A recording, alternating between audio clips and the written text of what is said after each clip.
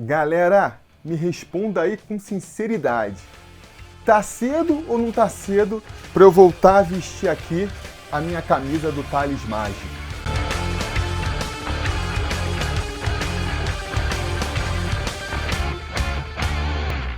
Fala, torcida vascaína, Felipe Tiru de volta na área para falar de jogo do Vascão, porque nesse sábado, às 9 horas da noite, o Vasco recebe o Curitiba em São Januário pela 30ª rodada do Campeonato Brasileiro da Série A.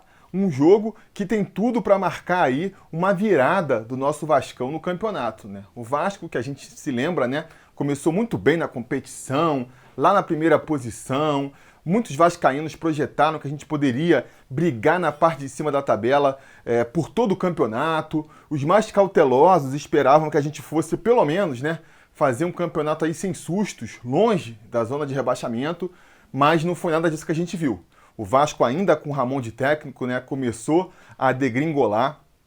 A chegada do Sapinto só fez piorar as coisas. A gente passou a frequentar a zona de rebaixamento e pareceu, a partir de um certo momento, que a gente ia brigar ali ferozmente, né, só para fugir da zona de rebaixamento. Seria uma briga até as últimas rodadas da competição. Até o final. Só que aí chegou o Luxemburgo. Já no primeiro jogo, sob seu comando, a gente conseguiu sair da zona de rebaixamento por razões circunstanciais, né? Não foi só um mérito ali do Luxemburgo, a gente já estava na boca ali para escapar, mas o fato é que no primeiro jogo a gente conseguiu escapar da zona de rebaixamento com o Luxemburgo. Na segunda partida, a vitória contra o Botafogo, a gente já conseguiu ali ultrapassar também o Fortaleza. E se a gente ganhar agora do Curitiba, eu acho que a gente consegue passar também do Sport, né? O Sport vai jogar também nesse sábado contra o Fluminense, no Rio de Janeiro, né? Então, assim, se tudo der certo, a gente com uma vitória contra o Curitiba, o Sport não vence o Fluminense, a gente consegue ultrapassar mais um adversário nessa briga aí. E aí a gente começa, né? Tanto pela pontuação que a gente começa a acumular, também outra coisa que eu projeto é que com uma vitória contra o Coxa, a gente começa a ficar a uma rodada distante da zona do rebaixamento, que eu tô falando a mais de 3 pontos do primeiro time a ser rebaixado, quanto também começa a ficar ali com um bando de time entre nós e a zona de rebaixamento, né? A gente vai ficar, se confirmando as minhas projeções, a gente fica a 2 times de distância da zona de rebaixamento. Se a gente consegue ultrapassar o Sport, para voltar para a zona de rebaixamento, a gente vai precisar ser ultrapassado pelo Sport, pelo Fortaleza e pelo Bahia, né? Seguindo aí a tabela como deve ficar. Assim como em termos de pontuação, a gente vai ficando também, né, a mais de uma rodada distante da zona do rebaixamento. O que eu estou falando? Atualmente, o Vasco tem 32 pontos e o Bahia, que é o primeiro da zona de rebaixamento, tem 29. Se a gente perde e o Bahia vence, a gente volta para a zona de rebaixamento. Porque o Bahia chega aos mesmos 32 pontos, mas vai ter um número de vitórias a mais, que é critério de desempate. Se a gente consegue vencer do Curitiba, por exemplo, e o Bahia não consegue vencer a sua partida, aí não adianta. Mesmo que a gente possa perder na próxima rodada e o Bahia vencer, ele não consegue ultrapassar a gente na tabela, né? E isso é muito importante para quando a gente chegar lá no final do campeonato, na última rodada, a gente chegar naquele confortável, matematicamente garantido aí na próxima Série A, não é mesmo? Então, acho sim que a partida contra o Curitiba pode marcar essa virada, um momento aí em que a gente passa a se preocupar mais em projetar sonhos maiores, né? A projetar, sei lá, confirmar a classificação para a Sul-Americana, confirmar uma posição mais no meio de tabela, que é importante também, porque a gente sabe, com as mudanças aí da distribuição dos direitos de transmissão, né? Quanto mais bem posicionado, mais você recebe de premiação. Então, ficar em 14º ou ficar em 11º, tanto faz, porque dos dois jeitos você está classificado para a Copa Sul-Americana, que é o que interessa? Não, porque você, ficando em 11º, vai ganhar uma premiação bem maior do que ficando em 14º. Então isso também motiva para a gente procurar uma posição cada vez mais acima na tabela e tomara, né, ficando cada vez menos preocupado com a zona de rebaixamento. Será que a gente volta? O que tem que fazer para escapar? Essa é a torcida, eu acho, não só por causa dos resultados, né?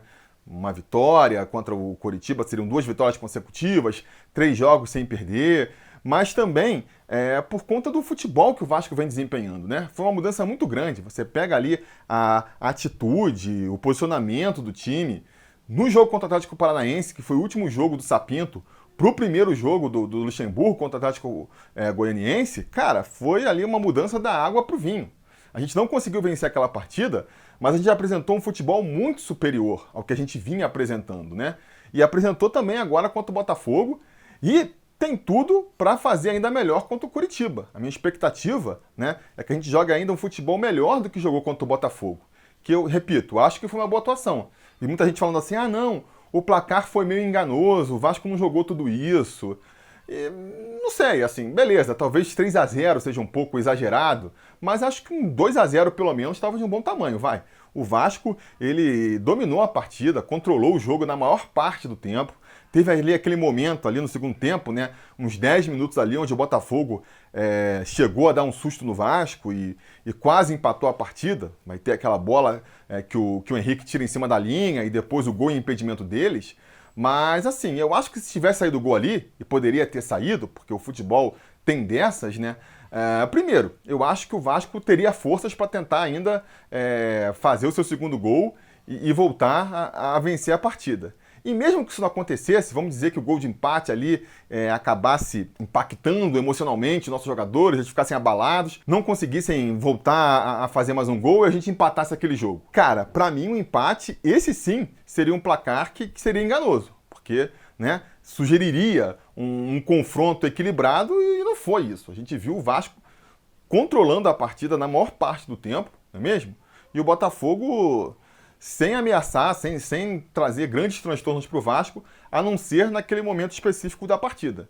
Então foi uma partida muito segura do Vasco e que eu espero que ele repita, né? Se o Vasco não subir no salto alto, e pelo amor de Deus, né? Acho que seria um pouco exagerado da parte do Vasco também, depois de 2 boas partidas já subir no salto, mas assim, se o Vasco jogar que nem vem jogando, com seriedade, com aplicação e repetir as atuações do jogo contra o Atlético Goianiense e do jogo contra o Botafogo, a gente tem tudo para construir uma vitória com ainda mais facilidade do que construiu contra o Botafogo. Porque a gente vai pegar o Curitiba, que está numa fase ainda pior que a do Botafogo. O Botafogo é o vice-lanterna, o Curitiba é o lanterna da competição. O Botafogo, nos últimos 10 jogos, venceu só uma partida, venceu justamente o Curitiba, né? O único time que o Botafogo conseguiu vencer aí no retorno foi o Curitiba. E o Curitiba não venceu ninguém. Nos últimos 10 jogos, o Curitiba não conseguiu vencer ninguém. Ele tem o mesmo aproveitamento que o Botafogo nos últimos 10 jogos. São 3 pontos, né, em 30 disputados, mas esses 3 pontos vieram de 3 empates. Eles não venceram ainda no retorno. Eles são o pior visitante da competição. Tem um aproveitamento ali de 20% jogando fora de casa, né? Eles vêm desfalcados aí dos seus principais jogadores. Um time que já é ali tecnicamente bem frágil, né?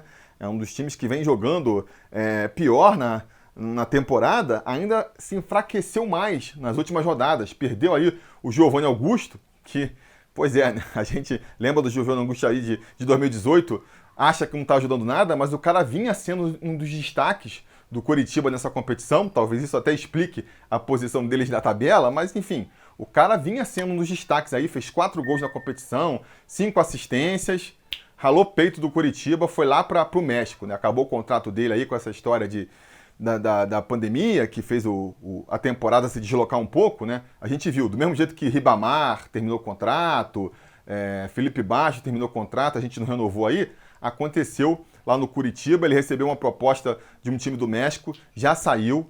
O Robson, que é o artilheiro dos caras na competição, 9 gols, se eu não me engano, é realmente aí, pelo que eu vi do Curitiba, um dos poucos ali que consegue se salvar, né?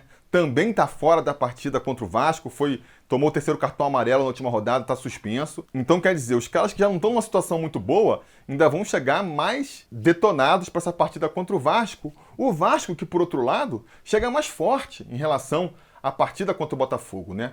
Não só porque a gente teve aí uma semaninha para descansar, para recuperar fisicamente, para também os jogadores, o elenco, né, conhecer mais ali a proposta, o projeto do professor, né? Como também vamos reforçados no elenco. A gente tem a volta do Léo Matos ali pela direita, que eu acho que é um reforço importante. Por mais que o Caio Tenório tenha se saído bem contra o Botafogo, o Léo Matos é um jogador mais experiente, mais completo. Eu acho que sobe sim a qualidade do time. E tem também a volta do Benítez, né? Que a gente conseguiu aí renovar aí, estender um pouco mais o empréstimo dele, então tá de volta, já tá no bid.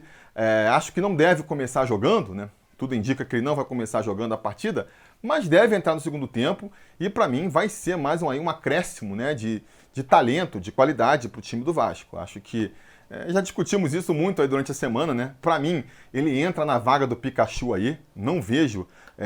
Muita gente discute que ele pode entrar na vaga do Juninho, do Léo Gil, né? Mas eu acho que seria um erro. Acho que a gente perderia um pouco da combatividade no meio. Esse esquema com 3 volantes ali que marcam e saem para o jogo funciona muito bem, né? É um esquema que o Luxemburgo gosta, funcionou muito bem em 2019, está funcionando bem agora também. Não vejo razão para desmontar esse esquema tático. O Benítez funcionaria ali? Poderia funcionar. Acho que funcionaria também. Pode, eventualmente, né? Se precisar soltar o time mais para ataque, botar ele por ali. Mas eu acho que ele pode funcionar bem também na vaga do Pikachu. Não vejo nada que o Pikachu está fazendo nesse esquema tático que o Benítez não possa repetir. Tentar ali uma tabelinha com lateral, tentar achar um companheiro livre na área, essas coisas que a gente vê o Pikachu fazendo. Pô, o Benítez pode fazer também. E ainda acrescentando qualidade aí. Finalização, Benítez e Pikachu. Né? Acho que o Benítez finaliza até um pouco melhor que o Pikachu. Cruzamento na área também, cruza igual. Melhor, né? Acho que tem até mais qualidade para achar um companheiro livre. E ainda tem ali o drible, que é uma coisa que o Pikachu não tem. O Benítez, né? Se você botar ele perto da área ali, ele pode cortar ali o zagueiro adversário e sair na cara do gol. Quando você bota ele lá no meio campo, ele dribla o volante ali, ainda tem um zagueiro pela frente, acaba não sendo tão eficiente, né? Então acho que ele pode funcionar por ali, que é a posição natural dele também. O Benítez, ele lá na Argentina, no Independente, não jogava como meio campo cerebral que armava a equipe, não, ele jogava como um ponta, jogando pelos lados, né? A gente não viu ele funcionando tão bem nesse setor, eu acho que em função do esquema do Ramon e também do Sapinto, que deixavam os alas muito isolados. Ele não funcionava pela direita pelo mesmo motivo que o Pikachu não funcionava e que o Vinícius antes dele não funcionava. Cara, você pega um jogador ali e deixa ele isolado na ponta, tendo que resolver sozinho os jogos, fica difícil, né? Você deixa isolado, você espalha o time e aí ele fica no 1 contra 1. Se o cara é super talentoso, isso pode até funcionar, né? Você isola, espalha o time e deixa um cara super talentoso no 1 contra 1, ele vai driblar, vai para dentro e vai resolvendo. Mas se não acho que acaba atrapalhando. É melhor esse esquema do Luxemburgo ali, onde você aproxima o lateral, aproxima o meio campo e você consegue ali, na tabelinha, né, avançar, do que o esquema que o Sapinto e o Ramon vinham fazendo. Então acredito que, apesar da gente não ter visto o Benítez se destacando, jogando mais pelos lados, nesse esquema do Luxemburgo ele pode funcionar melhor. Vamos ver, né, como é que vai acontecer aí no segundo tempo. Acredito que vai depender muito de como tiver o placar. Se no segundo tempo aí o Vasco já estiver na frente do placar, acho difícil dele tirar, sei lá, um Léo Gil, um Juninho, para botar o Benítez ali, né? Por outro lado, se a gente ainda estiver empatando ou estiver até atrás do placar, né, e ele precisar soltar mais o time para buscar ali a virada que seja, aí faz todo sentido, né? Vamos botar o time mais ofensivo, vamos tirar aqui um cabeça de área para botar o Benítez. Outra coisa boa também, né, que a gente ganhou muito aí nos últimos jogos, principalmente no contra o Botafogo, é mais opção para o segundo tempo. O Juninho mesmo é um jogador que é muito talentoso, mas, cara, tá longe do preparo físico ideal, e agora a gente já tem substitutos para ele. Acho que o Caio Lopes mostrou contra o Botafogo, né, que pode agregar muito a esse time. O Andrei também mostrou que pode cumprir bem uma outra função no time. Em vez de jogar como primeiro volante, onde o Bruno Gomes está bem, ele pode jogar um pouco mais avançado, que nem jogou nos minutos finais da partida contra o Botafogo. O Gabriel Peck também, né, depois de uma primeira experiência muito ruim no profissional, voltou para a base, voltou comendo bola na base. E pelo que a gente viu aí, né, da sua nova experiência com o Luxemburgo, pode voltar acrescentando mais no time profissional agora.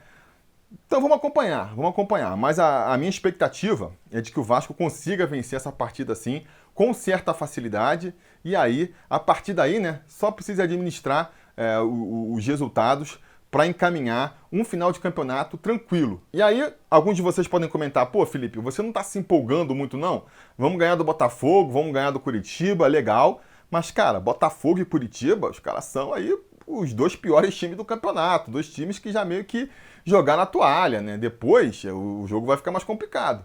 E eu vou falar, é verdade. Eu não tô achando que o Vasco também agora porque ganhou de Botafogo e Curitiba, vai ganhar aí os 9 jogos restantes. Mas que nem eu já comentei aqui, eu falo isso, a minha expectativa, não é só por causa dos resultados e dos pontos que a gente está acumulando, mas também por conta do futebol que o Vasco vai apresentando. O Vasco, por um lado, começou a mostrar um futebol bem mais competitivo do que vinha mostrando. Então, vamos ganhar os próximos 9 jogos? Claro que não, não tenho a menor esperança disso. Mas eu tenho a esperança e a expectativa de que nos próximos 9 jogos nós vamos entrar para competir. E aí pode ganhar, pode perder e pode empatar, que nem foi contra o Atlético Goianiense. Mas, insisto, vamos jogar um jogo em que a gente pode, pelo menos, buscar o resultado. E se a gente jogar no nível que a gente está jogando, entre derrotas e empates e vitórias, a gente vai conseguir um aproveitamento, que não precisa ser muito alto, para conseguir essa permanência tranquila na primeira divisão. Até porque, e esse é o outro lado da moeda, né? Cara, os nossos adversários, não tá ninguém mostrando um futebol aí para assustar. Que nem eu já comentei também outras vezes aí nas lives que eu participei essa semana, eu identifico assim, eu acho que 2/3 do campeonato são times que não devem nada para o time do Vasco, em termos técnicos, em termos táticos, não estão deixando nada a dever para o Vasco. Você pega ali até o 7º lugar ali, ó, tem o Fluminense, o Corinthians, não estão jogando nada que assuste a gente, né, em termos técnicos. O Santos, que está em 9º ali, tá bem, mas já está focado ali na Libertadores, né? Acho que já abandonou um pouco o Campeonato Brasileiro. E você pega ali a parte de cima, do Palmeiras para cima, são equipes mais qualificadas tecnicamente? Até são.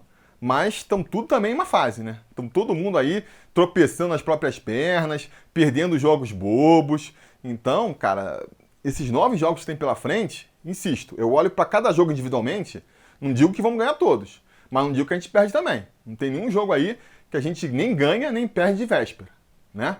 Então, acho que isso permite uma tranquilidade. Estou otimista. Atenção, liguem os alertas. Tihu, otimista na área. Espero, né? Espero que a gente continue com esse otimismo depois dessa partida contra o Coritiba, né? Onde o futebol tem daquelas coisas, né? Tudo pode acontecer, mas eu acho que não. Estou tranquilo quanto a essa partida. Acho que a gente consegue vencer com uma certa autoridade, que nem eu já comentei. Vou então apostar aqui que a gente vence por 2-0, né? Que é aquele placar básico, o simples ali, para a gente chegar naqueles 10 minutos finais do jogo, sem precisar ficar nervoso, sem ficar temendo ali aquela bola vadia que pode mudar o resultado. 2-0, sem tomar gol, né? O Vasco que já está aí há 2 rodadas sem tomar gol, né? Não tomou gol ainda com o Vanderlei Luxemburgo. Vamos mais uma rodada aí, né? De clean sheet, como o pessoal fala. E vamos ganhar essa partida então por 2-0. Um gol aqui, ó, do nosso menino mágico, Thales. E o outro gol pode ser do Germancano, que há muito tempo não faz gol. Tá merecendo, né? Já mostrou seu talento de garçom aí, mas tem que voltar a mostrar também o motivo pelo qual a gente venera Germancano, que é o seu alto poder de marcar gols. Mas para não ficar na minha opinião aqui, que é bastante equivocada, principalmente na hora de acertar resultados, vamos chamar o conselheiro gato-mestre da última rodada, o Leonel, que além de ter acertado que o Vasco ia vencer de 3-0 do Botafogo, que nem outros conselheiros acertaram, ele teve a proeza de acertar também que o Thales ia fazer gol e que o Pikachu ia fazer gol. Então o cara mostrou aí que estava com o palpite afiado. Vamos ver agora para essa partida aí o que ele está achando. Fala aí, Leonel. Fala, torcida vascaína, aqui é o Leonel e é um prazer participar nesse canal que é Vascaíno Raiz, tem um conteúdo de qualidade e agrega demais com a análise séria e sempre imparcial do Felipe. Sou conselheiro do Sobre o Vasco, estou aqui por ter acertado o placar de um gato mestre, além de 2 dos 3 craques que colocaram a bola na rede. Foi um 3-0 muito bom, uma consistência que há muito tempo eu não vi o nosso time apresentar. Mas o Botafogo é passado e contra o Curitiba não vai ser fácil, né? Porque os caras estão na lanterna, que vão facilitar pra gente. Mas a gente pode apostar alto, tô acreditando muito no projeto do professor Lucha, porque a vitória vem, cara, a vitória vem. O gigante já espreguiçou, aquele sono já passou, já era, aquele time sonolento, não, é passado. O próximo jogo é 2-0, gol de Cano e Thales Mágico. E você, aí do outro lado, vem ser conselheiro e participar do projeto do Professor Tihu. Um abraço e saudações vascaínas. Tá aí o palpite do Leonel então, né? Vamos pro jogo agora, vamos trazer mais esses 3 pontos aí e trazer essa tranquilidade, né, que o Vasco precisa. Lembrando que se vocês quiserem aqui ajudar o canal a continuar no ar, produzindo cada vez mais e melhores vídeos, vocês podem ajudar a gente tanto lá no apoia.se/sobrevasco, quanto sendo um membro aqui no YouTube. E dependendo da categoria que você escolher lá para ajudar a gente, você pode concorrer a uma camisa dessas por mês aqui, né? Ou essa ou outras que tem lá na nossa lojinha do Sobre Vasco. Vou deixar o endereço aí para vocês irem lá visitar, ver os modelos que a gente tem à disposição. A partir de R$10 lá no apoia.se/sobrevasco, a partir de R$15 aqui no YouTube, você já concorre a uma camisa dessas por mês. Você pode escolher lá o modelo, a cor, o tamanho, e a gente vai enviar para o sorteado. Inclusive tem que fazer a live, hein? Pra semana a gente vai fazer a live aí sorteando 2 camisas, a de dezembro, que eu acabei não sorteando ainda, e a de janeiro. Se você entrar no apoio aí, você já entra nesse sorteio, então não perca tempo. E também não deixe de voltar mais tarde aí, depois da partida, porque se tudo der certo e nada der errado, a gente vai voltar aqui no canal para comentar o resultado. Beleza? Tá combinado? Então tá combinado. A gente vai se falando. A realização desse vídeo só foi possível graças ao apoio inestimável dos conselheiros do Sobre Vasco. Ajude você também ao Sobre Vasco continuar no ar, se tornando um apoiador em apoia.se/sobrevasco ou sendo um membro do canal aqui no YouTube.